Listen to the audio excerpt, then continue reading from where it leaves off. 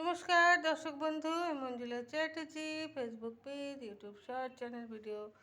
আজকে আমি সিম্পল একটা আলুর তরকারি রেসিপি আপনাদের সাথে শেয়ার করব। পেঁয়াজ রসুন আদা ছাড়া নিয়ে নিয়েছি একটু হিং, এখানে আছে 5 ফোড়ন, কাঁচা লঙ্কা, সেদ্ধ করা আলু, টমেটো, হলুদ গুঁড়ো, জিরে গুঁড়ো, ধনে গুঁড়ো, লবণ আর একটু চিনির ব্যবহার করব। আমি এখানে প্রথমে ফোড়নটা দিয়ে দিচ্ছি। বা গাছের দেখুন কত ছোট্ট টমেটো। তেলটা গরম হয়ে গেছে, 5 ফোড়নটা দিয়ে দিলাম।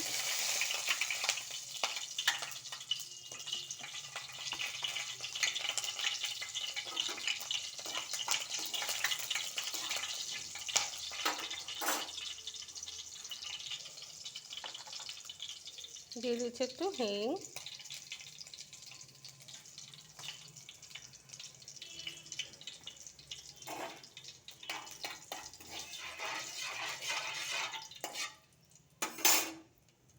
যেহেতু আলুগুলো সেদ্ধ করা আছে আমি টমেটোটা আগে দিয়ে দিচ্ছি।